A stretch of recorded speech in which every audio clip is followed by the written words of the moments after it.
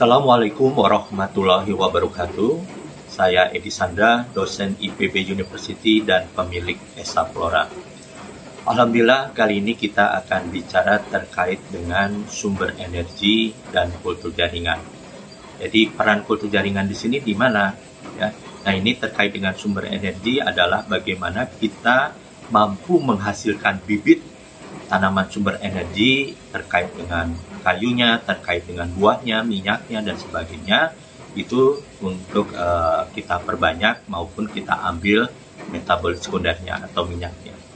Dalam rangka aplikasinya atau pelaksanaannya terkait dengan bibit sumber energi ini memerlukan jumlah yang besar karena biasanya ditanam dalam jumlah yang sangat besar.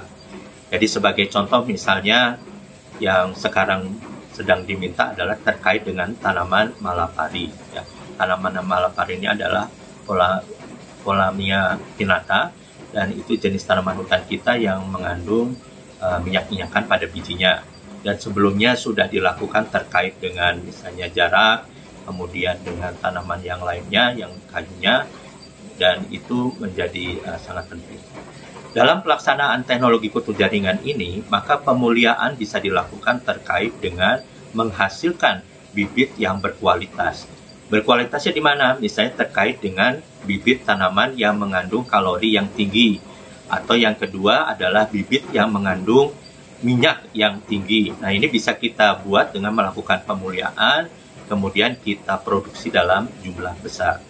Dan ini menjadi sangat penting karena dalam pelaksanaannya tadi itu, pengadaan sumber energi ini merupakan sesuatu yang penting karena bisa kita renewable, bisa kita adakan kembali, dan begitu sudah didapatkan SOP mengenai perbanyakannya, maka ini sama atau setara dengan pabrik.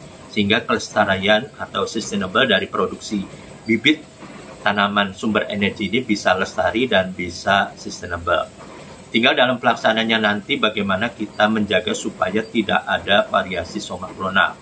Variasi somaklonal adalah variasi yang disebabkan perbanyakan bibit tanaman dalam jumlah yang sangat besar dan berpeluang terjadinya variasi tadi itu. Dan untuk itu nanti ada beberapa langkah antisipasi yang bisa kita lakukan, dan juga di dalam pelaksanaannya nanti SOP pelaksanaan penanamannya juga perlu diatur dengan baik sehingga menghasilkan produksi bibit yang menghasilkan energi yang tinggi. Nah, ini kedepannya menjadi sangat penting karena sumber energi ini merupakan sesuatu yang sangat diperlukan baik negara-negara berkembang maupun setiap negara. Ya.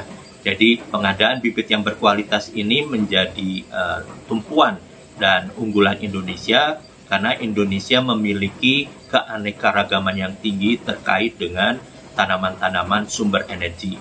Biodiversity kita di hutan itu terkait dengan tanaman yang sumber energi ini sangat banyak, dan itu rencananya ke depan memang Esa Flora akan mengembangkan itu. Sehingga ke depannya akan dihasilkan bibit-bibit tanaman sumber energi yang berkualitas dengan melalui proses pemuliaan. Dan hal ini pekerjaan yang tidak kecil sehingga perlu dilakukan secara bersama-sama setiap stakeholder, setiap pihak untuk bisa melaksanakan ini secara kerjasama dan bersinergi. Dan dalam pelaksanaannya ke depannya ini, maka pengadaan bibit yang berkualitas ini perlu kita sistematikan dan perlu kita lakukan dengan baik karena dari 30.000 biodiversity kita itu hampir dari sekitar 20%-nya tadi itu yang baru dan sudah dibudidayakan. Selebihnya masih dalam status liar, dalam status yang belum dimanfaatkan. Sehingga kalau kita mampu melaksanakan yang sekian persennya tadi itu terkait dengan sumber energi, ini saja sudah memberikan manfaat yang sangat besar bagi negara kita. Mari kita bersama-sama melakukan pengembangan ini, baik terkait dengan sumber energi, terkait dengan tanaman pangan juga di hutan kita sangat banyak, dan itu juga menunggu riset dan juga pengembangan biodiversity kita. Terima kasih. Assalamualaikum warahmatullahi wabarakatuh.